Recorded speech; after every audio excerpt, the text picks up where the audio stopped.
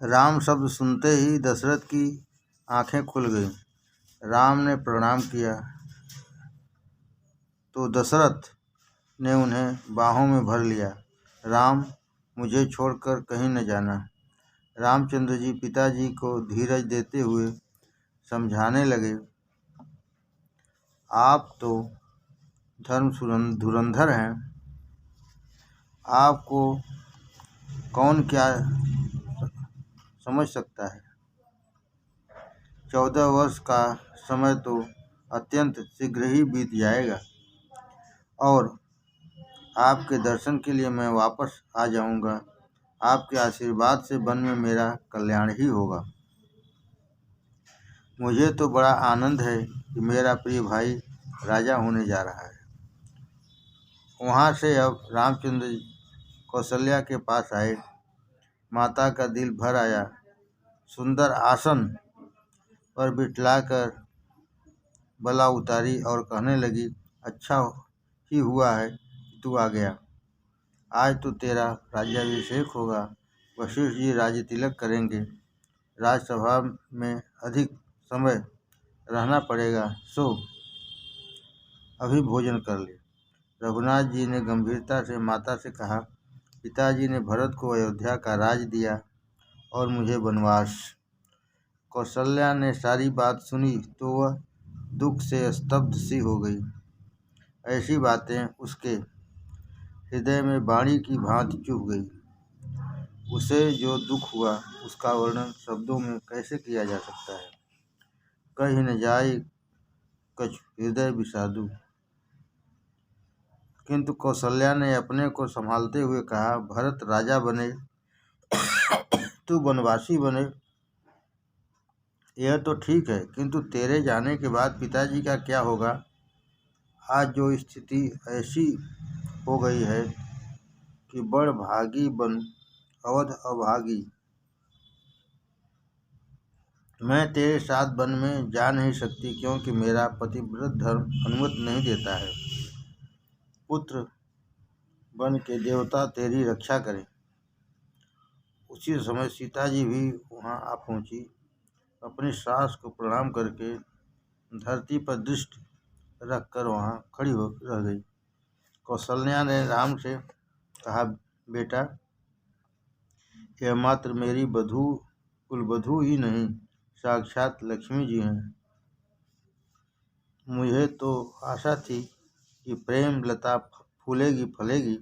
बेटे, यदि वन में तुझे जाना ही है तो जा सकता है, किंतु मेरी सीता मेरे ही पास रहेगी। मेरा अपना पुत्र चाहे जो कष्ट उठाए, पराई पुत्री को कभी दुखी नहीं करना चाहिए। अपनी पलकें आँखों की रक्षा करती हैं, उसी तरह इस सीता की भी मुझे रक्षा करनी चाहिए। राखो नयन पलक की नाई।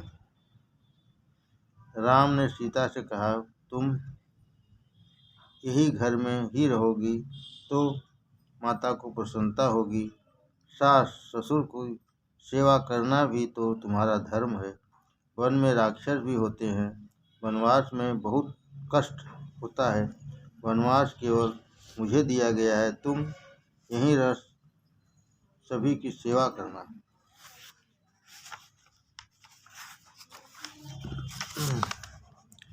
सीता जी मन में सोच रही थी कि प्राणनाथ के साथ मेरे शरीर और प्राण दोनों जा पाएंगे या केवल प्राण ही। कि तुम तनु प्राण की केवल प्राणा को तनु प्राण की केवल प्राणा। धैर्य से सीता ने कहा, आपकी बात वैसे ठीक तो है, किंतु नारी का आधार मात्र एक पति ही होता है। यदि आपको ऐसा विश्वास है कि आपके विरह में 14 वर्ष तक जीवित रहूंगी तो मुझे यहाँ छोड़कर जा सकते हैं। आपके विरह में मेरे प्राण चले जाएंगे, सो मैं भाग्यशाली ही हूँ, किंतु मेरे शरीर पर भी आप कृपा कीजिए।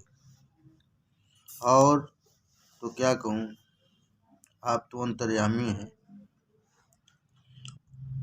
रामचंद्र ने सोचा कि इसे यहाँ रहने का अति आग्रह करूँगा तो यह प्राण त्याग करेगी। ठीक है, मैं तुम्हें अपने साथ ले जाऊँगा। कौशल्या, बेटे, मेरी सीता को क्षण मात्र भी अकेली न छोड़ना। मैं तुम्हारे इस मनोहर युगल का दर्शन अब फिर कब पाऊंगी। तभी लक्ष्मण जी वहाँ आ पहुँचे। राम ने उनसे कहा, लक्ष्मण, माता पिता आदि की भली भांति सेवा करना। लक्ष्मण, मेरे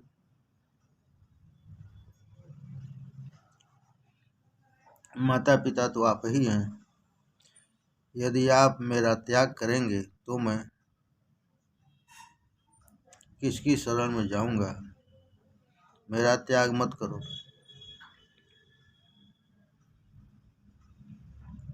जल बिना मछली शायद जी सकती है, किंतु राम सीता के बिना मैं जी नहीं सकता। राम भी जानते थे कि लक्ष्मण उनके बगैर रह नहीं सकेगा, तो उन्होंने लक्ष्मण से कहा, माता सुमित्रा की अनुज्ञा लिया। लक्ष्मण जी ने माता के से सभी बात की। सुमित्रा ने कहा,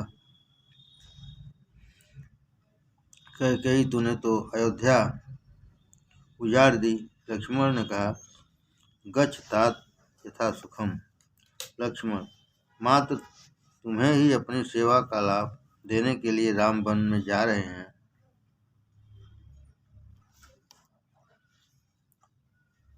अनन्य भाव से तुम राम सीता की सेवा करना।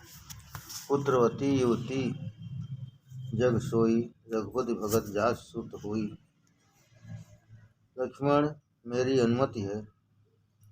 अवध तहाँ जहाँ राम निवासो।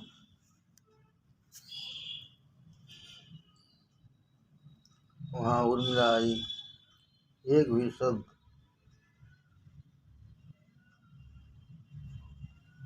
बोल न सकी। मन ही मन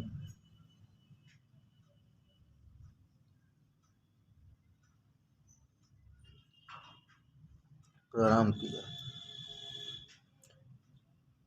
सीताराम और लक्ष्मण दशरथ के पास आए। दुख संतप्त पिताजी को राम धीरज देते हुए कहने लगे, पिताजी शांत हो जाइए। हम वन में जा रहे हैं, हमें आज्ञा दीजिए, आशीर्वाद दीजिए। इस समय का वर्णन कौन कर सकता है।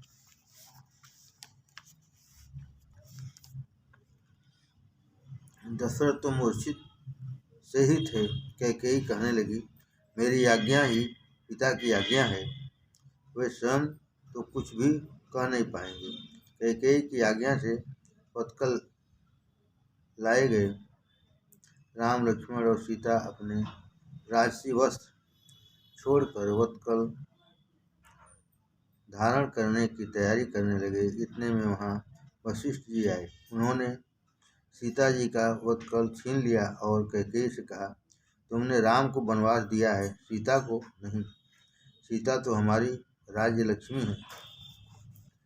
अयोध्या की प्रजा दुख के सारे व्याकुल हो गई, दुख के मारे व्याकुल हो गई। राम ने जनता से कहा, मेरे माता पिता की सेवा करो। जो उनकी सेवा करेगा वही मुझे प्रिय होगा। वशिष्ठ जी, आप सबकी रक्षा करेंगे। किंतु प्रजा तो कहने लगी, जहाँ हमारे राम होंगे वहीं हम भी होंगे। राम, लक्ष्मण, सीता ने वन की ओर प्रयाण किया। कैकेयी ने कहा कि राम तो गया और साथ साथ अयोध्या भी उजाड़ता गया।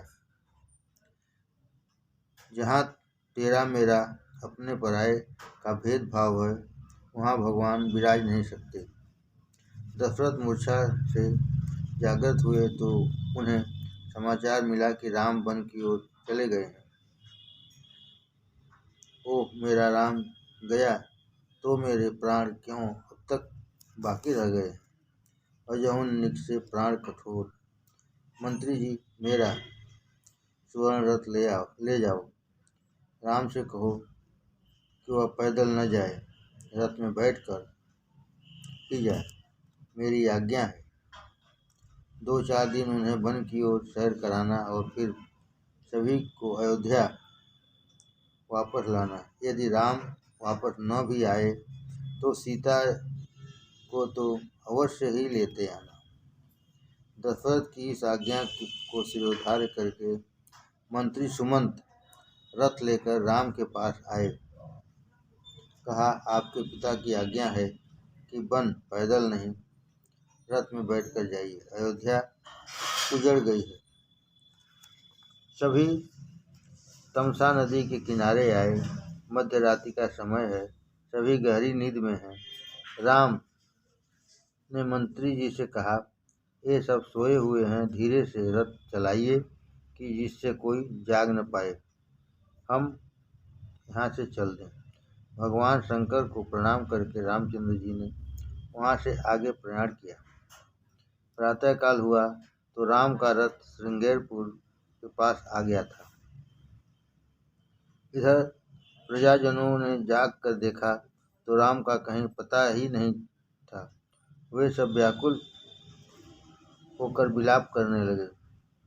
श्रृंगवेरपुर में के राजा को राम के आगमन का समाचार मिला। गुहक वहाँ आए। प्रभु ने गुहक का स्वागत किया।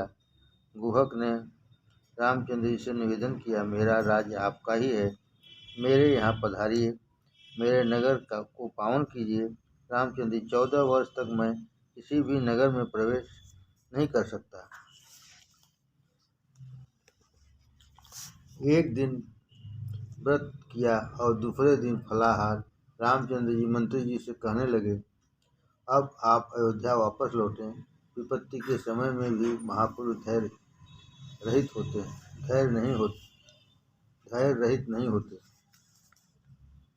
मेरे पिताजी से मेरा प्रणाम कहना। सुमंत, सीता जी को तो मेरे साथ भेजिए। सीता जी दशरथ का बड़ा आधार होंगी। सीता जी, मंत्री जी, मैं नहीं जाऊंगी। मैंने जनकपुरी का वैभव भी देखा है और अयोध्या का भी देख लिया। मैं तो वहीं रहूंगी जहाँ मेरे पति को रहना है। सुमंत अकेले ही लौट गए। राम ने राजा गुहक के वटवृक्ष का दूध मंगवाकर केश में डाला और जटा बनाई। रघुनाथ जी तपस्वी हो गए। गुहक यह देख कर न सके और मूर्छावश धरती पर जा गिरे। गंगा पार करनी थी तो गंगा किनारे आए। लक्ष्मण जी ने केवट को पुकारा और पूछा, क्या तू हमें पार ले जाएगा? केवट अपनी नौका में से कहने लगा, मैं तुम्हारा मर्म जानता हूँ। लक्ष्मण जी, अरे भाई, कौन सा मर्म जानता है तू? केवट, राम के चरणों की धूल के स्पर्श से पत्थर की अहिल्या सजीव हो गई। मेरी नौका तो लकड़ी की है। रामचरण स्पर्श से मेरी नौका भी यदि स्त्री बन जाए तो अपने कुटुंब का परिपालन कैसे करूँगा और इस दूसरी स्त्री का क्या करूँगा? यदि मेरी नौका में आप बैठना ही चाहते हैं तो पहले मुझे रामचंद्र जी के चरण धोने की अनुमति दी जाए। उनके चरण धोकर धूल साफ करने के बाद ही मैं उन्हें अपनी नौका में बैठने दूंगा। केवट के प्रेम पूर्ण वचन से रघुनाथ जी को प्रसन्नता हुई। उन्होंने केवट को अपने पास बुलाया। वह लकड़ी का बर्तन लेकर आया और कहने लगा कि मेरी इच्छा है कि आपके चरण पखारूं। रामचंद्र जी सोच रहे हैं कि मेरे दोनों पाँवों के स्वामी तो यहाँ हैं ही, अब तीसरा आ गया। वशिष्ठ जी ने न्याय किया था, निर्विकारी लक्ष्मण दक्षिण चरण की सेवा करेगा और सीता जी वाम चरण की। केवल भाग्यशाली था, वह दोनों चरणों की सेवा कर सका। गंगा जल से दोनों पांव पखारने लगा। उसने बड़ी लगन से पांव पखारे। मेरी इच्छा पूर्ण होने दीजिए। जिन चरणन की चरण पादुका भरत रहो लौलाई। सोई चरण के केवट धोई लीने, तब हरि नाव चलाई। भज मन राम चरण सुखदाई। यह केवट पूर्व जन्म में क्षीर समुद्र में कच्छप था। वह नारायण की चरण सेवा करना चाहता था। लक्ष्मी और शेष ने अनुमति नहीं दी। आज लक्ष्मी जी सीता बनी है और शेष लक्ष्मण। अगले जन्म में तो आपने मुझे नारायण की चरण सेवा नहीं करने दी थी। आज आप दोनों खड़े हैं और मैं सेवा कर रहा हूँ। केवट ने राम लक्ष्मण सीता को गंगा पार कर दिया। केवट ने उनको साष्टांग प्रणाम किया। राम जी ने सोचा कि इसे कुछ देना चाहिए, किंतु क्या दूं, मेरे पास कुछ है तो नहीं। सीता जी राम जी का मनोभाव जान गई। उन्होंने अपनी अंगूठी राम को दे दी। रघुनाथ केवट को वह अंगूठी देने लगे। हम तुझे दाम के रूप में नहीं, सेवा के उपहार के रूप में यह देते हैं। केवट ने कहा, मेरी प्रतिज्ञा है कि साधु संतों को बिना दाम ही पार लगाऊं। केवट ने कहा, मेरी प्रतिज्ञा है कि साधु संतों को बिना दाम ही पार कराऊं। श्री राम, प्रसाद के रूप में ले लो। केवट, आज का प्रसंग प्रसाद लेने के जैसा नहीं है। 14 वर्ष के वनवास की समाप्ति के बाद जब आपका राज्याभिषेक होगा तभी मैं प्रसाद लूँगा। केवट ने अंगूठी लेने से बार बार इनकार किया तो लक्ष्मण जी उससे स्वीकारने के लिए आग्रह करने लगे। तो केवट ने कहा, मैं और राम एक ही जाति के हैं। मैं अपने भाई से दाम कैसे लूं? केवट से उतराई क्या लेता है? लक्ष्मण ने क्रोधित होकर कहा, क्या बकता है तुम? क्या हम एक जाति के हैं? केवट, मेरी और आपकी नहीं, किंतु मेरी और रामचंद्र जी की जाति एक है। मैं गंगा नदी का केवट हूँ, लोगों को गंगा पार करता हूँ, तो रामचंद्र जी संसार सिंधु के केवट हैं, लोगों को संसार सागर पार करा देते हैं। इस जीव को भी संसार सागर के किनारे लगा दीजिएगा। जासु नाम सुमिरत एक बारा, उतरहि नर और सिंधु उपारा। राज्याभिषेक के समय केवट आ नहीं सका था, क्योंकि रामचंद्र विमान द्वारा अयोध्या लौटे थे, किंतु रामचंद्र ने उसे याद करके गुहक द्वारा प्रसाद भिजवाया था। अब तीनों आगे बढ़ने लगे। सीता जी साहजिक विवेक और संकोच में चलती थी। आगे राम चल रहे थे, बीच में सीता जी और अंत में लक्ष्मण जी। राम और लक्ष्मण के बीच चल रही सीता जी की शोभा की क्या बात करें। ब्रह्म जीव बीच माया जैसी, मानो जीव और ब्रह्म के बीच में माया चल रही है। पगडंडी बड़ी सकरी थी। लक्ष्मण कांटों पर चल रहे थे। राम से यह देखा नहीं गया। उन्होंने लक्ष्मण को आगे और स्वयं सीता के पीछे चलने लगे। लक्ष्मण को आगे और स्वयं सीता के पीछे चलने लगे। रास्ते में मुकाम लिया। गांव के लोग दर्शनार्थ आए। स्त्रियां सीता जी को वंदन करती जा रही थी। ग्रामजन आपस में बात कर रहे थे। ऐसे सुकुमारों को वन में भेजते हुए कैकेयी को लाज भी नहीं आई।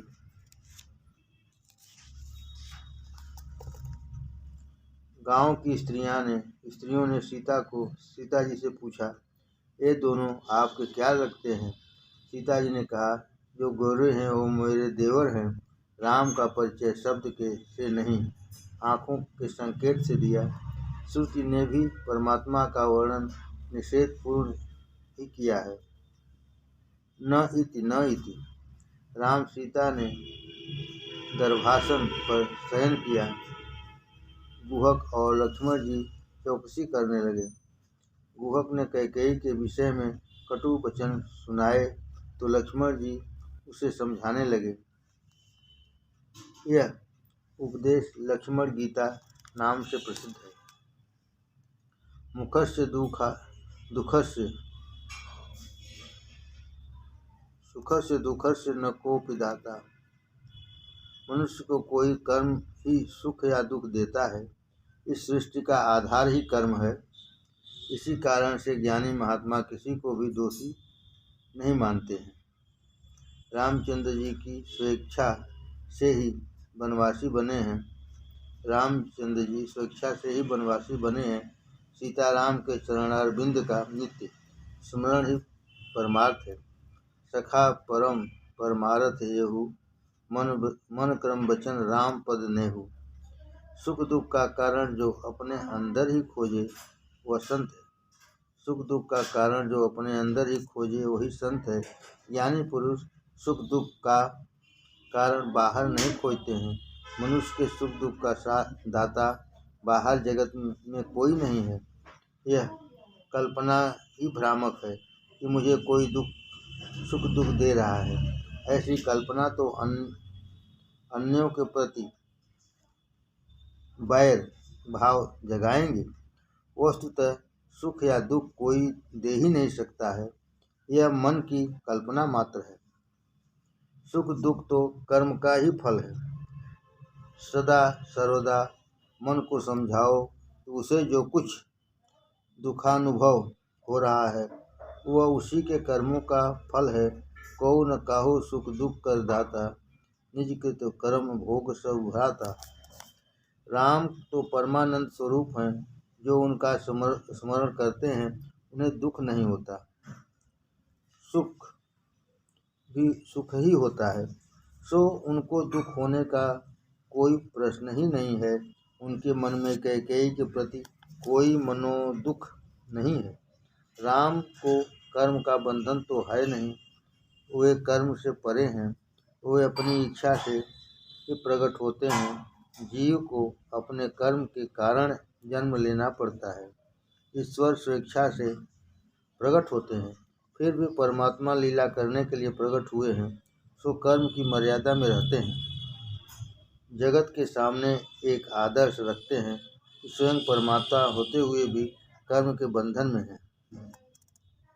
वे स्वेच्छा से ही अवतरित हुए हैं। जीव अपने कर्म से जन्म लेता है। राम कथा कई ग्रंथों में वर्णित की गई है। कैकेयी ने राम को वनवास दिया। कौशल्या माता को अति दुख हुआ। रामचंद्र कहते हैं, यह मेरे कर्मों का फल है। पूर्व जन्म में मैंने कैकेयी को दुख दिया था, उसका ही फल है। मैंने परशुरामावतार में जो किया था उसका फल इस अवतार में पा रहा हूँ। पूर्व जन्म में कैकेयी जन्म जमदग्नि ऋषि की पत्नी रेणुका थी। पूर्व जन्म में कैकेयी जमदग्नि ऋषि की पत्नी रेणुका थी। परशुराम उन्हीं के पुत्र थे। एक बार गंधर्व चित्रसेन कई अप्सराओं के साथ सरोवर में विहार कर रहा था। रेणुका ने वह दृश्य देखा तो उसके मन में भी विकार जागा और कुछ असंतोष भी। इन अप्सराओं को जैसा सुख मिल रहा है वैसा तो कभी मुझे मिला ही नहीं है। रेणुका को लौटने में देर हुई। जमदग्नि जान गए कि रेणुका ने मन से व्यभिचार किया है। जमदग्नि खिन्न हो गए। उन्होंने पुत्र से कहा, तेरी माता ने पाप किया है, उसकी हत्या कर दे। पिता की आज्ञा सुनकर बिना कुछ सोचे विचारे ही परशुराम ने रेणुका का सिर छेद कर दिया। रामचंद्र कौशल्या को समझा रहे हैं, उस जन्म में मैंने माता को दुख दिया था तो इस जीवन में वह मुझे दुख दे रही है। महात्मा तो यहाँ तक कहते हैं कि राम ने बाली की हत्या की थी तो वही बाली कृष्णावतार के समय पारद का रूप लेकर आया और भगवान को उसके बाण से प्राण त्यागने पड़े। किए हुए कर्मों का फल भुगतना ही पड़ता है। सारी रात लक्ष्मण जी और गुहक बातचीत करते हुए चौकसी करते रहे। ब्रह्म मुहूर्त में रामचंद्र जी ने स्नानादि से निवृत्त होकर शिव जी की पूजा की। अपने जीवन में कुछ नियम होने ही चाहिए। जिसके जीवन में कुछ शुभ संकल्प नहीं है वह पशु से भी अधम है। नियम के पालन के अभाव में मनुष्य पशु से भी बदतर हो जाता है। अपने जीवन में कुछ नियम होने ही चाहिए। जिसके जीवन में कुछ शुभ संकल्प नहीं है वह पशु से भी अधम है। नियम के पालन के अभाव में मनुष्य पशु से भी बदतर हो जाता है। रघुनाथ जी ने जगत के समक्ष आदर्श रखा कि वो स्वयं ईश्वर हैं, फिर भी भगवान शंकर की पूजा करते हैं। गुहक को वापस लौटने को कहा गया, किंतु वह न माना। तो रामचंद्र जी ने कहा, ठीक है, हम चित्रकूट पहुंच जाएं, तब लौट आना। भगवान धीरे धीरे आगे बढ़ते जा रहे हैं। प्रयागराज में आए और वहाँ भरद्वाज मुनि के आश्रम में पधारे। तुम भरद्वाज बन जाओगे, तुम्हारे यहाँ भी भगवान पधारेंगे। भरद्वाज अर्थात उपदेश को कान में भर लेना।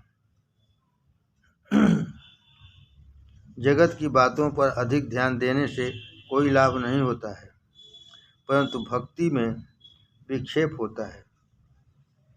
जगत की बातों पर अधिक ध्यान देने से कोई लाभ नहीं होता है, परंतु भक्ति में विक्षेप होता है। भरद्वाज अधिक बोलते नहीं हैं। वे बार बार राम कथा सुनते थे और राम चरण के बड़े अनुरागी थे। राम सीता लक्ष्मण के आगमन से वे बड़े प्रसन्न हुए। आसपास के अन्य ऋषि भी आने लगे। भरद्वाज कहते हैं, आज तक की कड़ी साधना का फल मिल गया। सभी साधना का फल है भगवान का दर्शन। भगवान के प्रत्यक्ष दर्शन से बिना शांति नहीं है। भगवान ने एक रात उनके आश्रम में बिताई। दूसरे दिन प्रातःकाल में राम ने मुनि से कहा कि वाल्मीकि आश्रम का मार्ग दिखलाने के लिए किन्हीं मुनि कुमारों को हमारे साथ भेजिए। तो 4 ऋषि कुमार साथ साथ आए। सभी वाल्मीकि आश्रम में आ पहुँचे।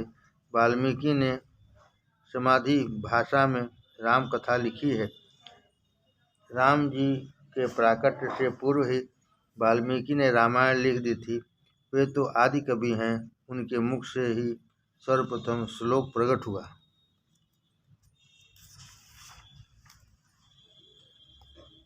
इससे पहले कोई श्लोक था ही नहीं।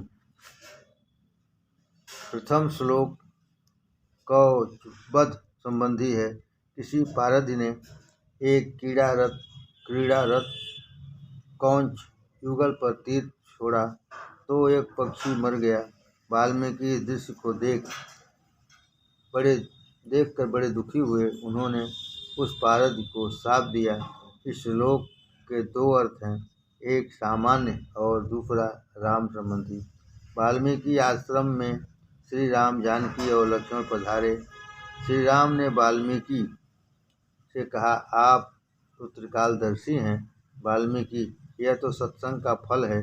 पहले मैं था भील, जो लोगों को लूटता रहता था, कुटुंब को निभाने के लिए पापाचार करता था। नारद जी के सत्संग ने मेरा जीवन बदल दिया।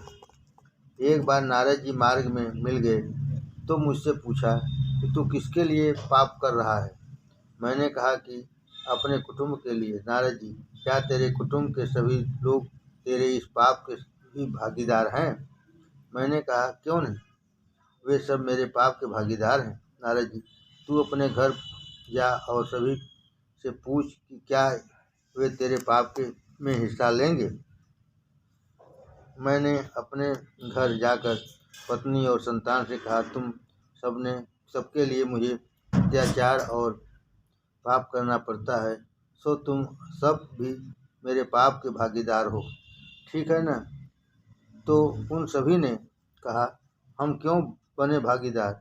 जो पाप करे उसे ही पाप के फल भुगतने पड़ते हैं। हमें क्या लेना देना तुम्हारे पापों से? तो मेरी आंखें खुल गईं। उन सब पर मुझे ग्लानि आ गई। मेरा मोह, मेरा भ्रम अब नष्ट हो चुका था। मैंने नारद जी के समक्ष सारी बात कह सुनाई तो उन्होंने मुझे राम नाम का मंत्र दिया, किंतु मैं पापी और अनपढ़ था। मेरे मुंह से राम राम के बदले मरा मरा शब्द निकलता रहा। राम नाम का जब ठीक से नहीं कर पा रहा था, मैं तो उल्टा ही जब करता रहा, किंतु प्रभु ने मुझ पर कृपा की और मेरा उद्धार किया। सोई जाने जेहि देव जनाई, जानत तुम्हें होई जाई। आप कृपा करके जिसे अपने स्वरूप का ज्ञान कराते हैं वही आपको जान सकता है।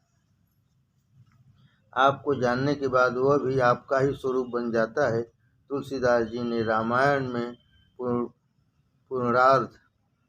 पूर्णाद्वैत का वर्णन किया है। तुलसीदास जी ने रामायण में पूर्णाद्वैत का वर्णन किया है।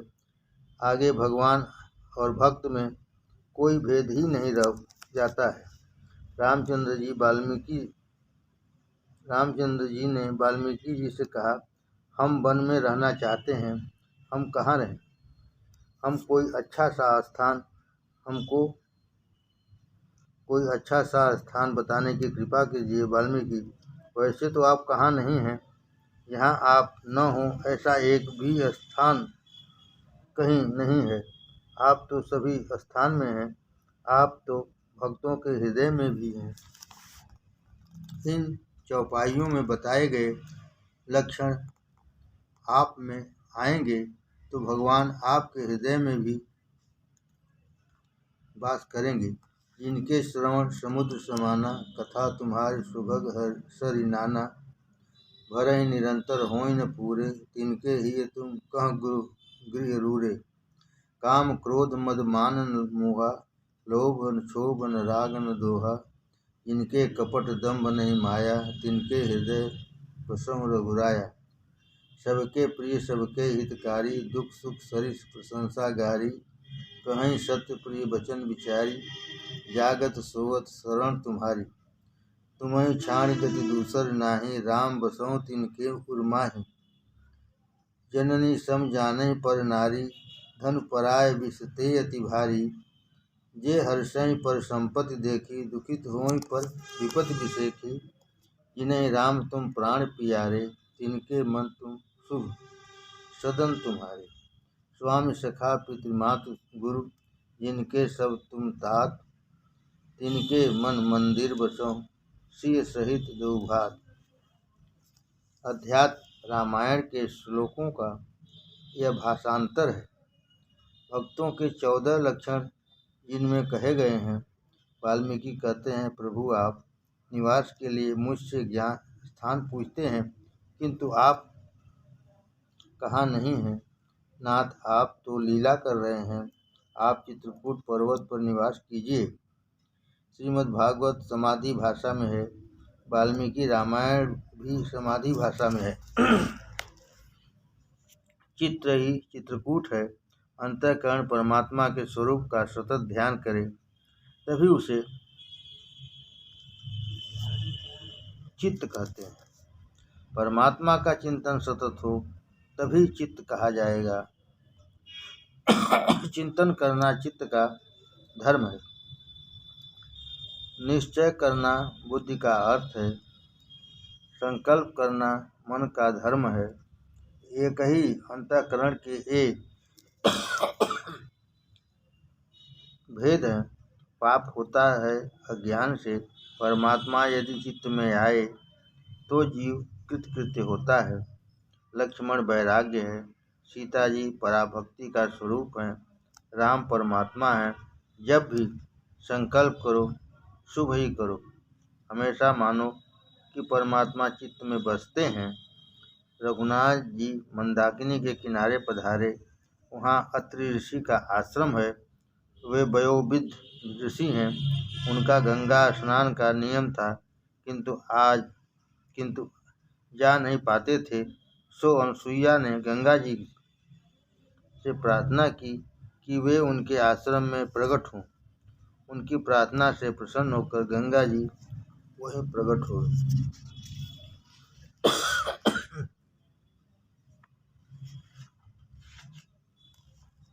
तुलसीदास जी को चित्रकूट के घाट पर रघुनाथ जी के दर्शन हुए। चित्रकूट के घाट पर भय संतन की भीड़, तुलसीदास चंदन घिसे तिलक करें रघुवीर। तुलसीदास जी जब राम को पहचान नहीं पाए थे, सो हनुमान जी ने तोते का रूप लेकर यह दोहा 3 बार सुनाया था। सोचिए, पाप का मूल चित्त में है। पाप होता है अज्ञान से। इस चित्त में यदि रघुनाथ जी आएं तो चित्त विशुद्ध होता है। गुहक सेवा कर रहा है। राम के आगमन का समाचार भील किरात आदि लोगों में फैल गया। रामचंद्र जी ने के दर्शन करने के लिए सभी आने लगे। उनके दर्शन करते हुए जड़ चेतन बन जाता है और चेतन जड़ सा। कुशल मंगल पूछा गया। प्रभु जी, आपके दर्शन से हमारा कल्याण हो गया, पाप छूट गया, स्वभाव बदल गया, जीवन सुधर गया। यहाँ के वन, पहाड़, गुफा आदि सब हमारे देखे और जाने पहचाने हैं। हम आपके सेवक हैं। आप जहाँ चाहें हम आपको ले जाएंगे। रामचंद्र जी चित्रकूट में विराजे। तब से चित्रकूट के वृक्ष फूल और फल से भर गए और झूमने लगे। प्रतिदिन कई ऋषि मुनि राम जी के दर्शन को आते रहते थे।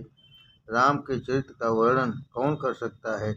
एक एक अक्षर महापातक का नाशक है। चरित्रम रघुनाथस्य शतकोटि प्रविस्तरम एकैकमक्षरम पुंसाम महापातक नाशनम। मंत्री सुमंत को अयोध्या वापस लौटने की आज्ञा दी। गुहक चित्रकूट से वापस आए। तब तक सुमंत गंगा किनारे पर ही रहे थे। अयोध्या की प्रजा पूछेगी, राम को कहाँ छोड़ आए, तो मैं क्या उत्तर दूंगा। राजा दशरथ भी तो प्राण त्याग कर ही देंगे। सुमंत के रथ के घोड़े भी उसी दिशा में टकटकी लगाते रहे हैं जिस दिशा में रामचंद्र जी गए थे। वे भी समझते हैं कि हमें छोड़कर हमारे स्वामी उस ओर कहीं चल दिए। उन्होंने खाना पीना भी छोड़ दिया है। जिनके वियोग में पशु तक इतने दुखी हो रहे हैं, उनके माता पिता की व्याकुलता का तो कहना ही क्या। वे अब जी ही कैसे पाएंगे। गुहक आए और सुमंत से कहने लगे, मंत्री जी, आप तो ज्ञानी हैं। अब आप धैर्य ग्रहण करें और अयोध्या वापस पधारें। साथ में 4 वीर सेवक भी भेजे। मध्यरात्रि के समय सुमंत अयोध्या पहुँचे। मैं किसी को भी अपना मुंह नहीं दिखाऊंगा। कोई पूछेगा तो मैं क्या उत्तर दूंगा। फिर भी वे कैकेयी के आवास में गए।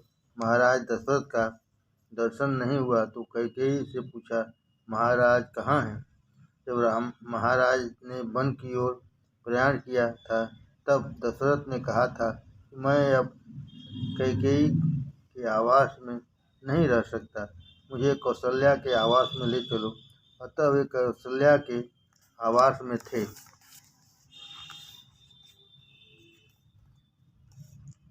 राम विग्रह में जिसकी आंखों से 2 बूंद आंसू न टपक पड़ सके, उसका मन शुद्ध नहीं हो पाता। एक दासी मंत्री सुमंत जी को कौशल्या के आवास में ले आई। राम वियोग में 5 दिन बीत गए हैं।